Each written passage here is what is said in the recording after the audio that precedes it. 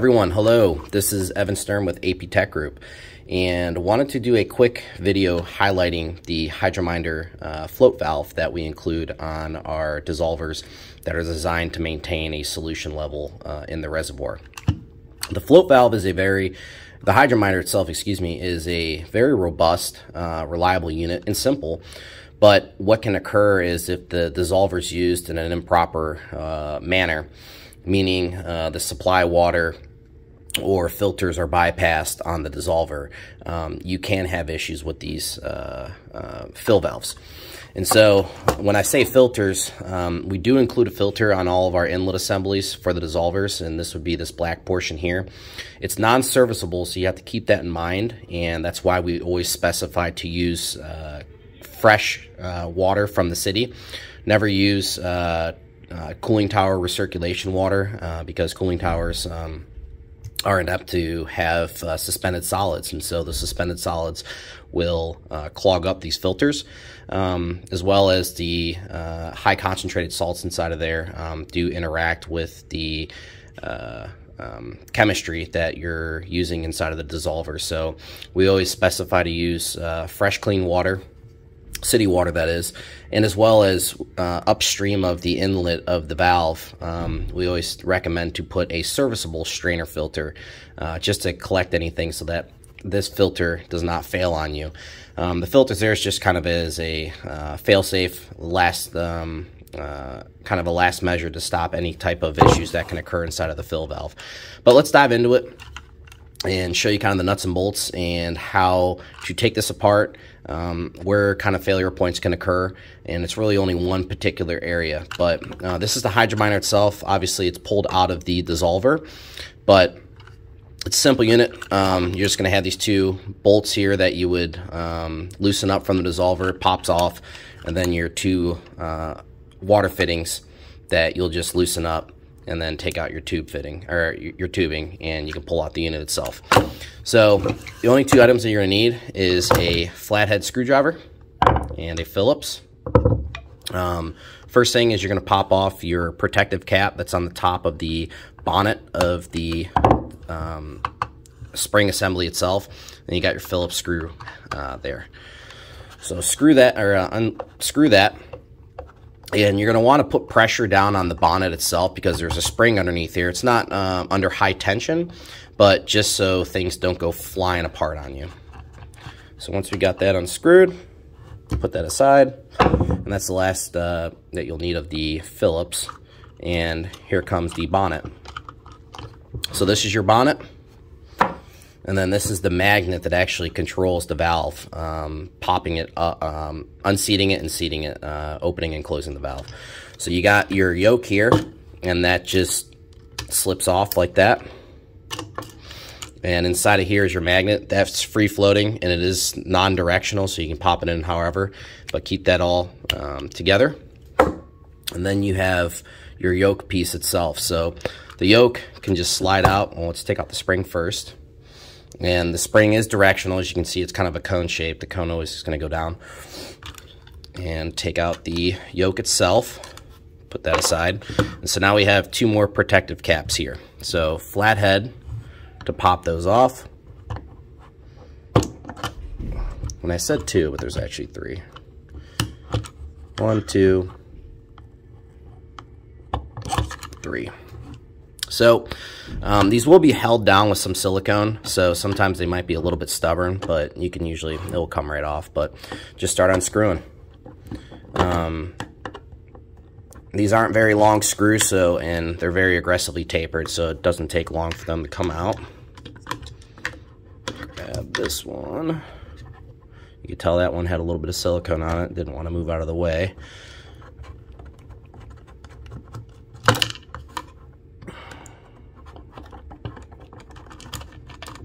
And the last one. All right, so the valve itself pops off. So this unit you can leave in place because all that is just your spring that's going to push up and down on the plunger assembly itself. So this is what's pushing down on the valve. Theoretically, there will be no water on this side of the unit itself, but what can happen is the diaphragm over time, this is your diaphragm, the diaphragm itself can weaken because it is made out of rubber, and valves aren't infinite items, that they will eventually wear out, and they could develop a crack inside of here. So you got to just look out for that. And usually what happens with that is you just have to replace the unit. So no big deal, but basically what I want to highlight here is where the failure can occur.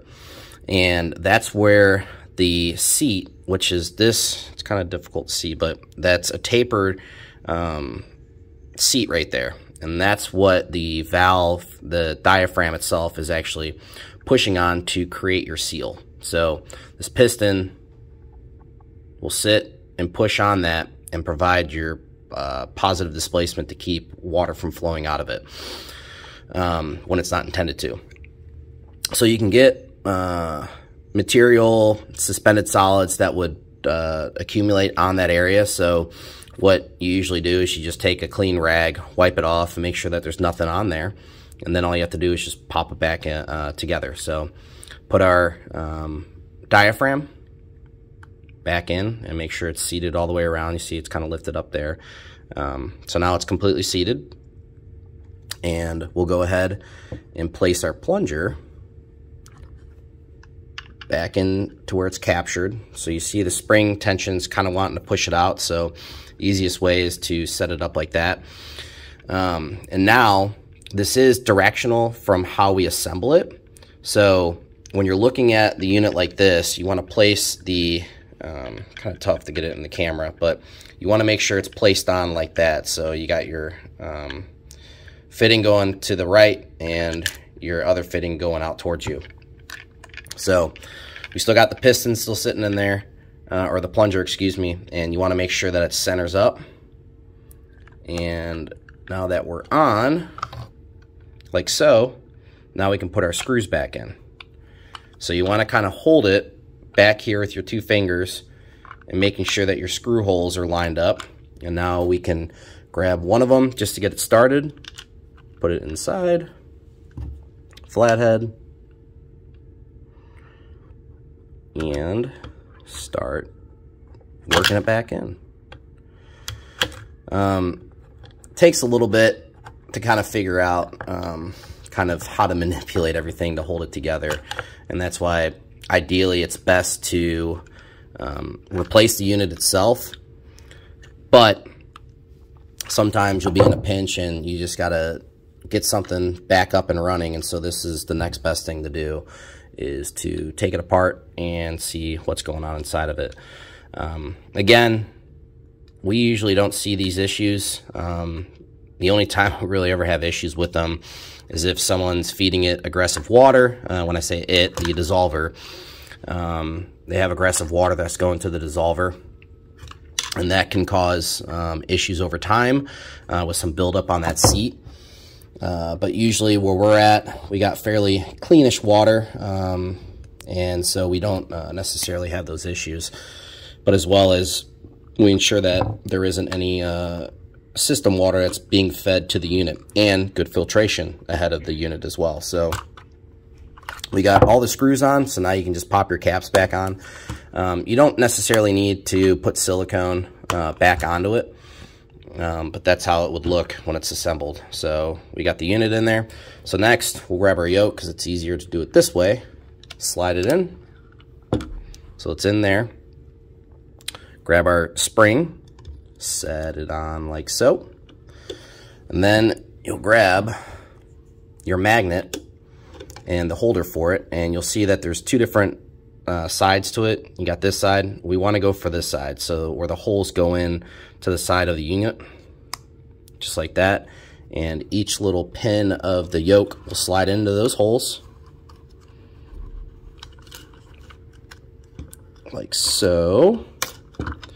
And now all you have to do, so it might be easier to hold it this way so the magnet doesn't pop out, but the spring unit here is actually going to slide up through the center of that magnet. If you can kind of see, my thumb's in the way, just holding the spring, sorry, but just slide it in, and there she is.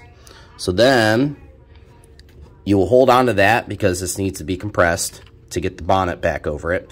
The bonnet goes on next, and what you can do is pull down on the yoke to keep everything compressed so you can get the bonnet on easily. And then we want to make sure that the hole in the center right there is visible. And now you can slowly let go of the yoke so that now it's resting on the inside of the bonnet, so it's all captured. If I let go of my thumb, it would shoot out. I don't want that. So we'll grab our other protective cap. It's easier to put the screw in first. And put the screw in. And one thing I want to note about this screw, if you lose it, be careful on what you replace it with, because these are titanium screws and they are designed to be made out of titanium because of some of the corrosive conditions that these can be exposed to. And so the titanium is very resilient to some of those gases that are produced by some of the biocides that we use in our dissolvers. But that's it. Pop back on, click, click, click, and we're back in action.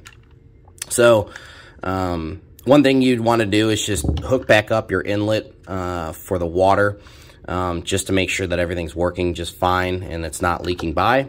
But other than that, the unit can go back into place and you're up and running. So like I said, just to kind of summarize, we don't usually see issues with these. If there is an issue, it's right out of the box, and it's very, very rare case.